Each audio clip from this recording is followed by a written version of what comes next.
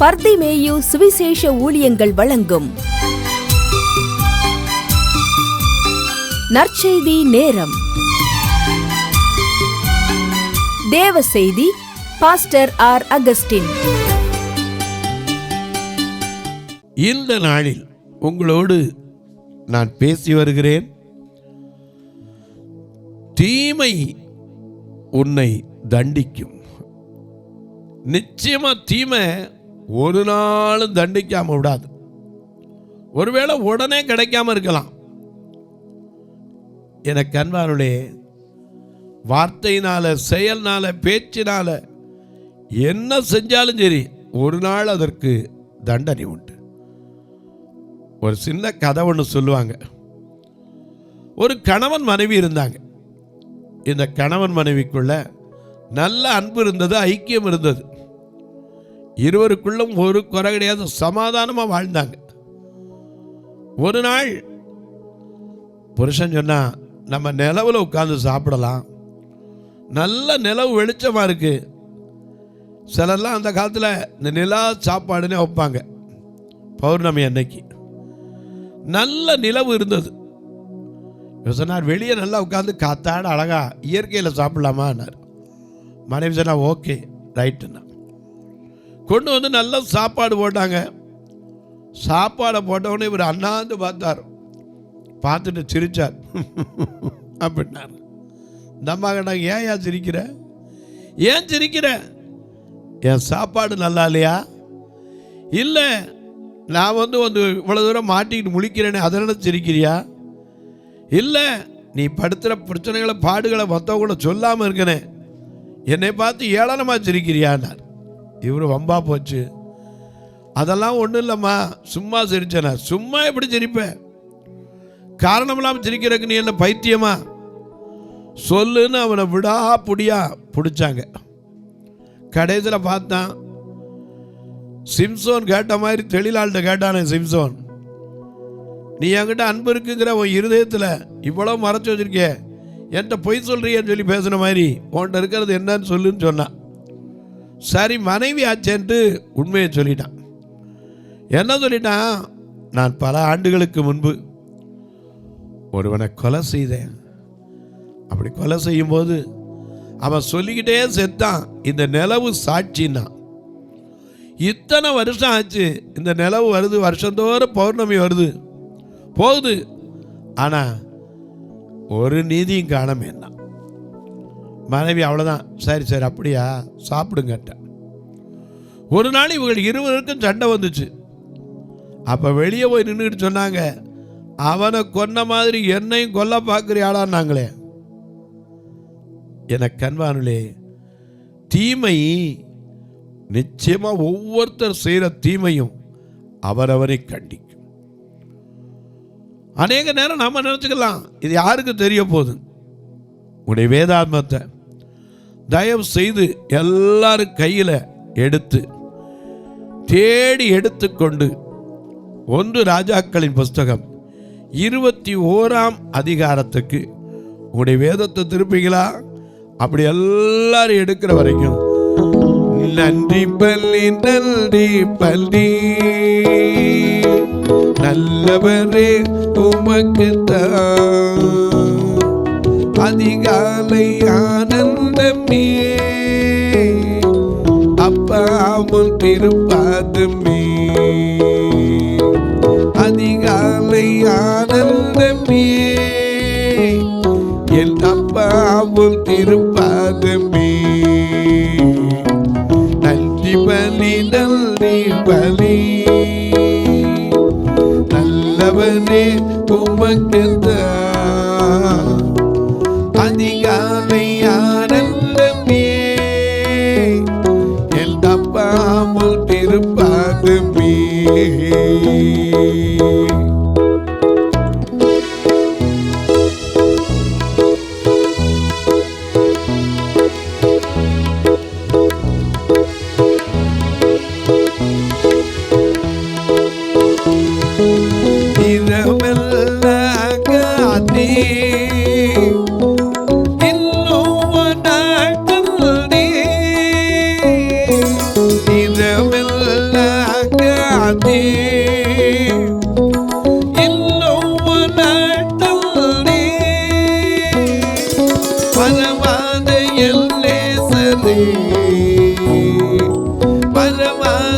எல்லேசரே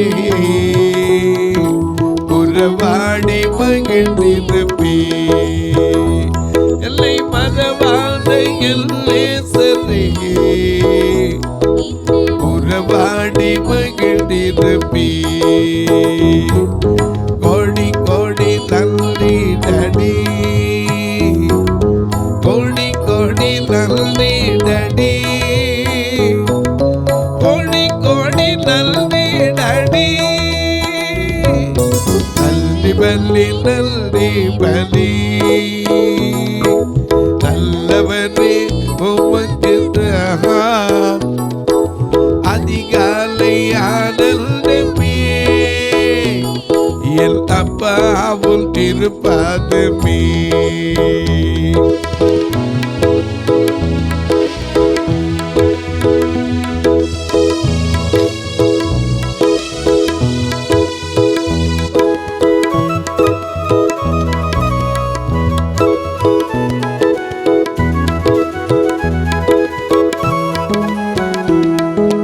வேதனை துன்பமெல்லாம் பிரிக்காது ஒரு நாளும். வேதனை துன்பமெல்லாம் பிரிக்காது ஒரு நாளும். நாதனை முன்னிழலில் நாடொரு வாழ்வேனையா. இயேசுநாதனே முன்னிழலில் நாடொரு வாழ்வேனையா. கோடி கோடி நன்றி டடி, கோடி கோடி நன்றி டடி, கோடி கோடி நன்றி டடி. நன்றி பலி நன்றி பலி நல்லவரே உமக்கு அதிகாலை ஆனந்தமே என் அப்பாவும் திருப்பாதமே.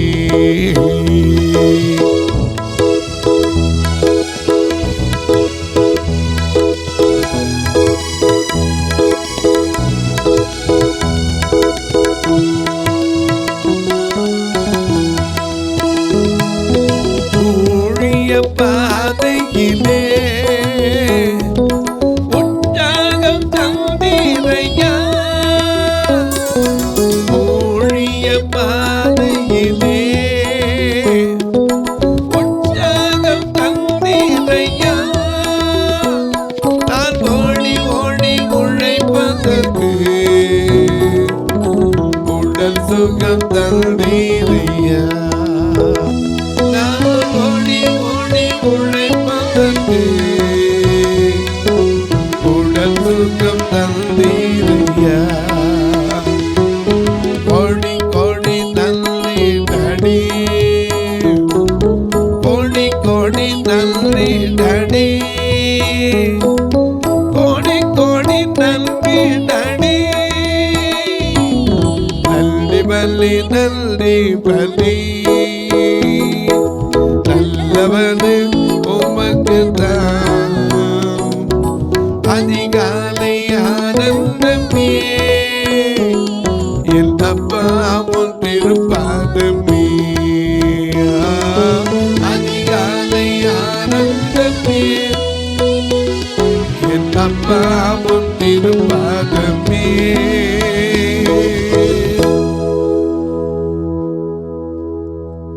அநேக நேரங்களில் தீமை தண்டிக்காதுன்னு நினச்சிக்கிறோம்.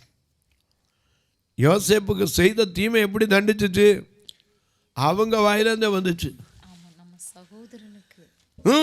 நாம் சகோதரனுக்கு நாம செய்த துரோகம்.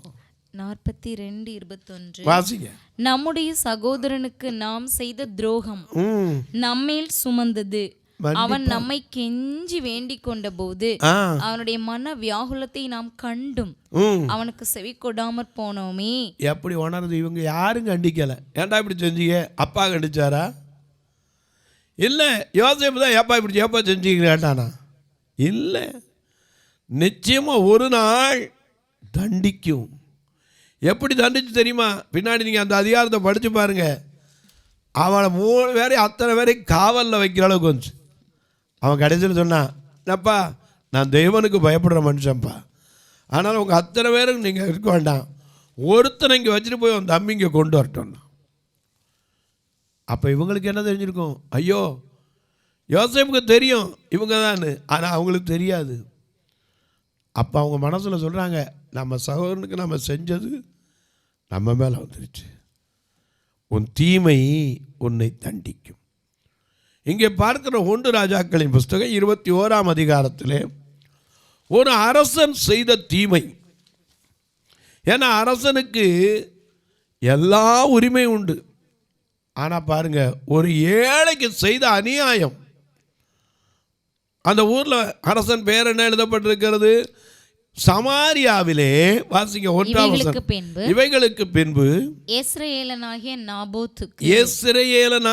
நாபோத்துக்கு இஸ்ரவேலிலே சமாரியாவின் ராஜாவாகிய ஆகாபின் அரண்மனையின் அண்டையிலே ஒரு திராட்சை தோட்டம். நல்ல கவனிங்க, ஒரு ஏழை திராட்சை தோட்டம் யாருக்கு பக்கத்தில் இருந்துச்சு? ராஜாவுடைய அரண்மனைக்கு பக்கத்தில் இருக்கு. அந்த ஏழை தானே இருந்தா என்ன? இருக்கக்கூடாது. இவர் பார்த்தாரு. ராஜா போய் ஒரு நாள் அவன்கிட்ட கேட்குறார், எப்பா இந்த இடத்த எனக்கு கொடுக்குறியா? நான் கீரை கொல்லையாக போகிறேன். திராட்சை தோட்டத்தை என்ன செய்ய போகிறாரு?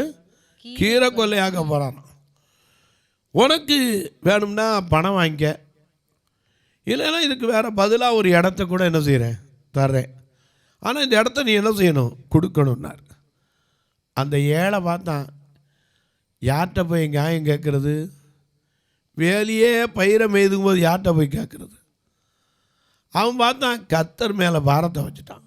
என்ன சொல்லி வச்சான்? என் பிதாக்களின் சுதந்திரத்தை உமக்கு கொடாதபடிக்கு கர்த்தர் என்னை காப்பார். அவ்வளவுதான். 1 பேதுரு 5:7 வாசிக்க கேட்போம். மிக அழகா நமக்கு எழுதி வச்சிருக்கார். உங்க கவலை எல்லாம் அவர் உங்களை விசாரிக்கிறவரானபடி. ஏன் இந்த நாபோத்து கர்த்தர் மேல பாரம் வச்சான் தெரியுமா? ராஜா ஏழைகளை விசாரிக்கணும். ஆனா இவன் என்ன செய்யல? விசாரிக்கல. உன்கிட்ட இருக்கிறது என்கிட்ட கொடுத்துரு, நான் அதை கெடுக்க போறேன், அதுக்கு பதிலாக உனக்கு வேற தாரேங்கிறான். யார்கிட்ட போய் சொல்றது? ராஜாவுக்கு மேலே யார் இருக்கா? அடுத்த ராஜா யாரு? பரலோக ராஜா. அவரால் முடியாத காரியம் ஒன்றும் இல்லை. அதனால் அவர்கிட்ட தான் போய் சொல்றார். அவர் உங்களை விசாரிக்கிறவர் ஆனபடியால் உங்கள் கவலைகளை எல்லாம் அவர் மேல் வைத்து விடுங்கள். இதை தெரிஞ்சவன் நாபோத்து. அதனால ஒரு பெரிய ஜெபம் பண்ணிட்டான். என் பிதாக்களின் சுதந்திரத்தை உமக்கு கொடாதபடிக்கு கர்த்தர் என்னை காப்பாராக ஜெபம் பண்ணான். ஆனால் நாபோத்துக்கு இப்படி சொன்னோன்னா கொஞ்சம் வருத்தம். சாரி, ராஜாவுக்கு ஆகாபுக்கு. வீட்டுக்கு போயிட்டார். எப்படி போனாராம்? அது அழகாக எழுதி வச்சிருக்கார். 21ஆம் அதிகாரம் 2ஆம் வசனத்தை பாருங்க. ஆகாப் நாபோத்தோடே பேசி, உன் திராட்சை தோட்டம் என் வீட்டிற்கு அடுத்திருக்கிறபடியால், என் வீட்டுக்கு பக்கத்தில் இருக்கிறபடியினால அதை கீரை கொள்ளையாக்கும்படி எனக்கு கொடு. அதை பார்க்கிலும் நல்ல திராட்சை தோட்டத்தை அதற்கு பதிலாக உனக்கு தருவேன், அல்லது உனக்கு வேண்டுமானால் அதன் விலைக்கிரயமான பணத்தை தருவேன் என்றான். உண்மையாய் மனசுல அந்த இடத்த வேணும்னு நினைச்சு கேட்டானா? இல்ல. அப்படி இருந்திருந்தா நிச்சயமா என்ன செஞ்சிருக்கா? கிடச்சிருக்கும். அப்படி விட்டுருப்பான். இவன் தரமாட்டேன்னு சரி வச்சுட்டு போறான்னு விட்டுருப்பான். மனசுக்குள்ள இந்த ஏழை இடம் இங்கே என்ன செய்யக்கூடாது? இருக்கக்கூடாது. நம்ம அரண்மனைக்கு பக்கத்தில் இந்த ஏழை நிற்கிறதா? இன்றைக்கி கூட அநேகர் பாருங்க, வசதியானவங்க கொஞ்சம் எளியவங்கள ஒடுக்குவாங்க. இவன் வீட எப்படியா அந்த இடத்துல இருந்து போயிடணும். இது சாதாரணமாக நடக்கிற காரியம் ஊருக்குள்ளே. எத்தனையோ ஊரில் இன்றைக்கி ஆமாம் பிரதர், எனக்கு அப்படி தாம்பிங்க. நீங்கள் ஒரு சின்ன இடம் வச்சுருப்பீங்க, அவங்கள நிறையா இருக்கும். உங்களையும் சேர்த்து எடுத்துக்கணும்னு ஆசை வரும். எனக்கு அன்பானவர்களே, இந்த ராஜாவுக்கு அப்படி தான் வந்துச்சு. நாபோத்துட்ட கேட்டார், உனக்கு வேறு தாரேன், இல்லாட்டி இதை விட நல்லது தாரேன், பணம் தாரேன்னா. ஆனால் அவன் என்ன சொன்னான்? 3ஆம் வசனத்தை பாருங்க. அப்போ அவன் பதில் சொன்னான் பாருங்க. 1 ராஜாக்கள் 21:3 வசனத்தை பாருங்க. நாபோத் ஆகாபை நோக்கி நான் என் பிதாக்களின் சுதந்திரத்தை உமக்கு கொடாதபடிக்கு கர்த்தர் என்னை காப்பாராக என்றான். இப்படி என் பிதாக்களின் சுதந்திரத்தை உமக்கு கொடேன் என்று காரணம் சொல்லி சொன்னான். எப்பா இது அப்பா அம்மா வச்சுட்டு போனது ஆஸ்தி, அதை அழிக்கக்கூடாது, கொடுக்கக்கூடாதுன்னா. ஆனா இவன் கொடேன் என்று இஸ்ரவேலனாகிய நாபோத் தன்னோடு சொன்ன வார்த்தைக்காக ஆகாப் சலிப்பும் சினமுமாய். நல்ல கவனிங்க, சலிப்பும் சினமும். எதுக்கு சலிப்பு வருது? அடுத்த இடம் கொடுக்கலன்னா விட்டுற வேண்டியதானே. சலிப்பு வருது, அதே சமயத்தில் கோபம் வருது. என்ன கோபம்? இவன் நமக்கு தரமாட்டேன்னு சொல்லுதா, ஏதாவது ஒரு வழி பண்ணி மனசுக்குள்ளே பிடிங்கணும் யோசிச்சுக்கிட்டே வீட்டுக்கு போயிட்டான். வீட்டுக்கு போனால் அங்கே போய் சாப்பிடாம படுத்துக்கிட்டார். வாசிங்க, மிக அழகாக எழுதி வச்சிருக்காரு. தன் வீட்டிற்கு வந்து போஜனம் பண்ணாமல் சாப்பிடாம தன் கட்டிலின் மேல் படுத்து தன் முகத்தை திருப்பி கொண்டான். ஏன்னா மனைவி கிட்ட பாத்திரக்கூடாது. ஏன்னா இவனுக்குள்ள மனசுக்குள்ள எப்படியா அந்த ஞாபகத்தோட்டத்தை நமக்கு தரமாட்டேன்டானே, எப்படியா பிடிக்கணும் மனசுக்குள்ள பிறனுக்குரிய ஒன்று இச்சிக்கக்கூடாதுன்னு வேதம் சொல்லுது. ஆனால் அது வந்துச்சுன்னா நிம்மதி போயிடுது. கிடைக்கிற வரைக்கும் அவனுக்கு நிம்மதி இல்லை. முகத்தை சோர்புறமாக திரும்பிட்டான். மனைவி கேட்டா, யோ என்னையா சாப்பிடாம படுத்து கிடக்காரு, சலிச்சு போய் படுத்துருக்காரு, நீர் யாரு? இந்த நாட்டினுடைய அரசன், உமக்கு கிடையாத என்ன பிரச்சனை என்கிட்ட சொல்லும், நாதத்தை வாங்கித்தாரு. அவன் சொன்னான், ஒன்றும் இல்லைம்மா, நம்ம அரண்மனைக்கிட்ட ஒரு ஏழை ஞாபகத்து இருக்கானே. ஆமாம், அவன் ஒரு திராட்சை தோட்டம் வச்சுருக்கான்ல, அதுதான் தெரியுமே. அதை நான் கேட்டேன், எனக்கு கீரை கொல்லையாக்கணும் கொடுன்னேன். பணம் தரேன்னு சொல்லி பார்த்துட்டேன், இல்லை வேறு இடத்த தாரேன்னு சொல்லி பார்த்துட்டேன். ஆனால் அவன் தரமாட்டேன்றான். இதுதான் எனக்கு சலிப்பு, கோபம்னார். இவதானே, நீ எந்திரிச்சு சாப்பிடியா, நீ எந்திரிச்சு நல்லா சாப்பிட்டு மன மகிழ்ச்சியாரு, நான் வாங்கித்தாரேன். எப்படி வாங்கி கொடுத்தா? அவள் ஆகாபின் பெயரால், நல்ல கவனிங்க, ஆகாபின் பெயரால் நிருபங்களை எழுதி. ஏன்னா ராஜாட்ட வந்து எதுவும் ஆணை வரணும், அதனால ராஜா பேரால நிருபங்களை எழுதி அவன் முத்திரையை அவைகளுக்கு போட்டு. அவன் முத்திரைனா யாரு? ஆகாப் அந்த அரசனின் முத்திரையை அவைகளுக்கு போட்டு அந்த நிருபங்களை நாபோத் இருக்கும் பட்டணத்திலே அவனோடு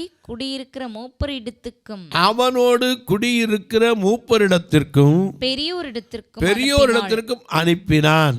அந்த நிருபங்களில் அவள் எழுதினது என்னவென்றால், என்ன தெரியுமா? வாசிங்க. நீங்கள் உபவாசம் என்று பிரசித்தப்படுத்தி. இதுக்கு ஒரு பெரிய உபவாசம். நீங்கள் உபவாசம் என்று பிரசித்தப்படுத்தி நாபோத்தை ஜனத்தின் முன் நிறுத்தி. நாபோத் அந்த ஏழை இருக்கான்ல, அவனை ஜனத்தின் முன்னாடி நிறுத்தி தேவனையும் ராஜாவையும் தூஷித்தாய் என்று அவன் மேல் சாட்சி சொல்லுகிற 2 பேலியாளின் மக்களை என்ன செய்யுங்க? 2 பேரை அவனுக்கு எதிராக நிறுத்தி அவனை வெளியே கொண்டு போய் அவன் சாகும்படிக்கு அவனை கல்லெறியுங்கள் என்று. எவ்வளவு பெரிய தீமை! மனுஷனுடைய மனசுல என்னென்னலாம் இருக்கு பாருங்க. மனுஷன், அதனாலதான் தேவன் அழகா சொல்றார், மனுஷன் முகத்தை பார்க்கிறான், தேவனோ இருதயத்தை பார்க்கிறார். நெஞ்சத்திலே தூய்மை உண்டு, இயேசு அழைக்கிறார். கொண்டு நெஞ்சத்தை இயேசு அழைக்கிறார். நெஞ்சத்திலே தூய்மை உண்டு, இயேசு அழைக்கிறார். கொண்டு நெஞ்சத்தை இயேசு அழைக்கிறார்.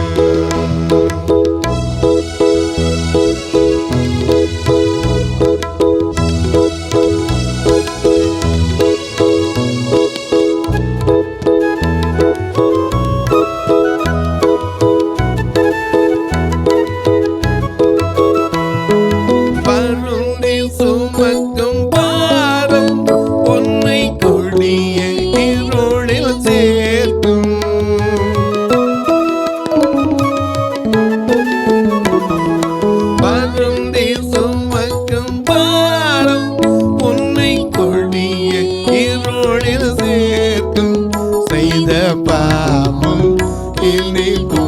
போதும் அவர் பாதம் வந்து சேரும். செய்த பாபம் இனி போதும் அவர் பாதம் வந்து சேரும். நெஞ்சத்திலே தூய்மை உண்டோ இயேசு அழைக்கிறார். தோற்றுக்கொண்ட நெஞ்சத்தை இயேசு அழைக்கிறார்.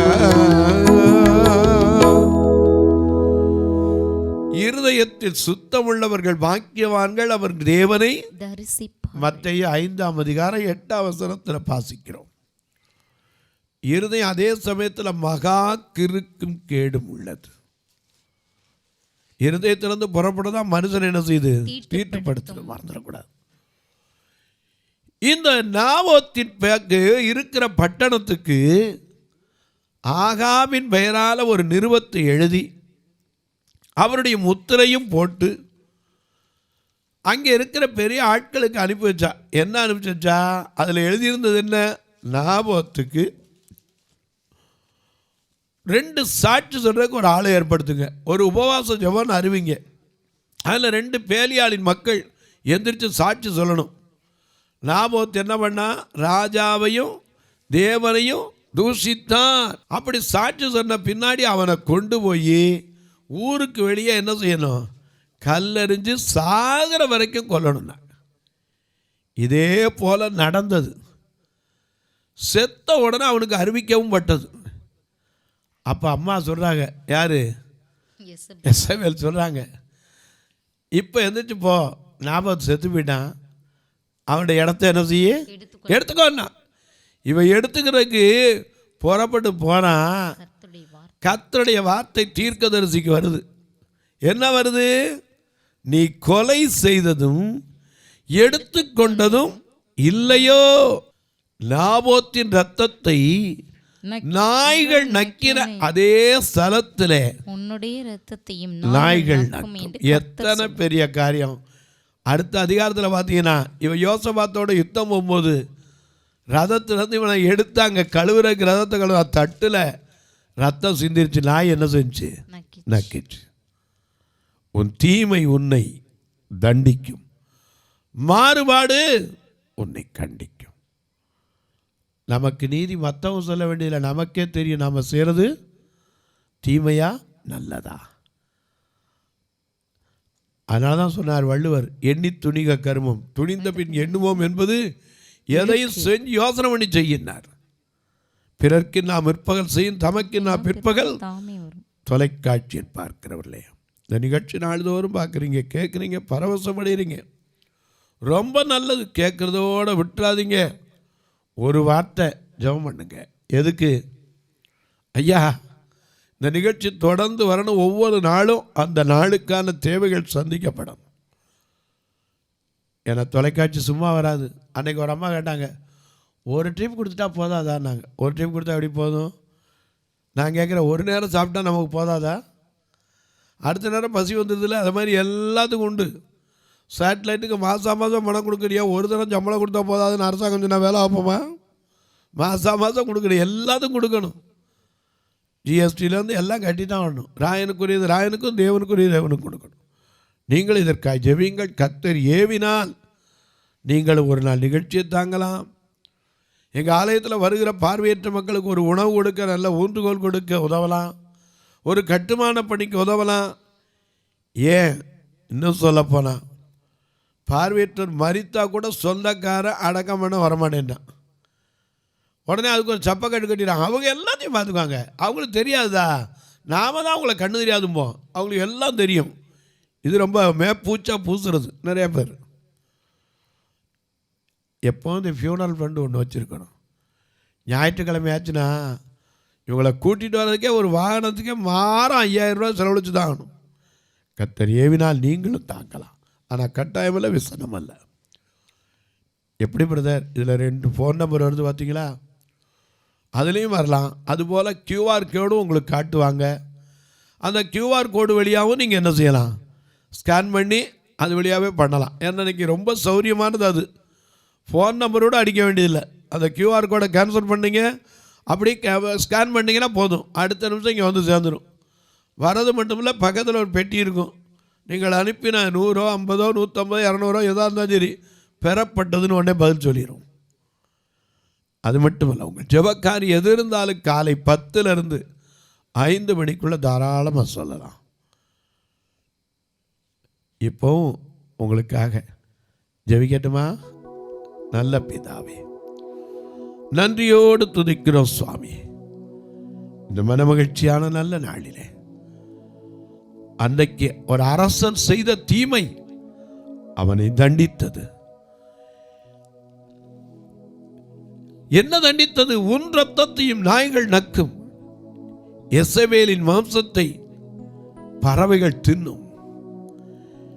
ஒரு மனிதன் தீமை செய்யும்போது அது என்னன்னு தெரியறதில்லை. செஞ்ச பிறகுதான் ஐயோ நான் தீமை செஞ்சிட்டேனே, எனக்கு கண்வாரவில்லை. ஆண்டவரிடத்தில் கேளுங்க, நான் ஒரு நாள் மற்றவங்களை தீமை செய்யக்கூடாது. எனக்கு தீமை செஞ்சா கூட நான் மற்றவங்களை தீமை செய்யாமல் இருக்கணும். ஏன்னா எனக்கு நீதி செய்கிற ஒருவர் இருக்கிறார், அவர் என் பட்சத்தில் இருக்கிறார், நான் அசைக்கப்படுவதில்லை என்கிற நம்பிக்கை வைத்து காத்திருங்க. உங்கள் நம்பிக்கை ஒருபோதும் வீண் போகாது. பிறந்த நாள் திருமண நாளை நினைவு கூறுகிற மக்களுக்காய் ஜெபிக்கிறேன். தங்களுக்கு அன்பான இழந்து தவிக்கிற ஆறுதலற்ற மக்களுக்காய் ஜெபிக்கிறேன். நோயின் கொடுமையினாலே படுத்த படுக்கையில் இருப்போருக்காய் ஜெபிக்கிறேன். ஒவ்வொருவருடைய கண்ணீர் மாறட்டும், வேதனைகள் மாறட்டும், விடுதலை கிடைக்கட்டும். இயேசு கிறிஸ்துவின் ஈடு இணையற்ற வல்லமையுள்ள நாமத்தில் ஜெபிக்கிறேன் நல்ல பிதாவே, ஆமென், ஆமென். சபை ஆராதனை ஞாயிறு காலை 10 மணி முதல் 12 மணி வரை. இடம் பர்திமேயு சுவிசேஷ ஆலயம், அன்னை சத்யா நகர், இளமனூர் அஞ்சல், சக்கிமங்கலம் வழி, மதுரை மாவட்டம். பின்கோட் 625201 மற்றும் பர்திமேயு சுவிசேஷ ஜெப வீடு, flat number 107, Eden Garden, Muthur, Tirunelveli. Pincode 627011. சிறப்பு உபவாச கூட்டம் ஒவ்வொரு மாதமும் 2வது சனிக்கிழமை காலை 10 மணி முதல் 1 மணி வரை நாகர்கோவில் YMCA ஹாலில் வைத்து நடைபெறுகிறது. மற்றும் ஒவ்வொரு மாதமும் 4வது சனிக்கிழமை காலை 10 மணி முதல் 1 மணி வரை திருநெல்வேலி புதிய பேருந்து நிலையம் அருகில் உள்ள கிரேஸ் ஹாலில் வைத்து நடைபெறுகிறது. எங்கள் எல்லா ஆராதனைகளிலும் கலந்து கொண்டு தேவனை மகிமைப்படுத்த அன்பாய் அழைக்கிறோம். உங்கள் உதாரத்துவமான காணிக்கைகளினால் இவ்வூழியத்தை தாங்க விரும்பினால் R Augustine, account number 5021364331, IFSC code IDIB 000B066, Indian Bank, BP Kulam, Madurai. GPay number 9842181917, BGM Ministries மற்றும் 9442559772, பிளைண்ட் மினிஸ்ட்ரீஸ் அகஸ்டின். உங்கள் தொடர்புக்கு பாஸ்டர் ஆர் அகஸ்டின், பர்திமேயு சுவிசேஷ ஊழியங்கள், நாகமலை, புதுக்கோட்டை, மதுரை 625019. தொலைபேசி எண்கள் 9842181917 மற்றும் 9442559772. கர்த்தர் தாமே உங்களை ஆசீர்வதிப்பாராக.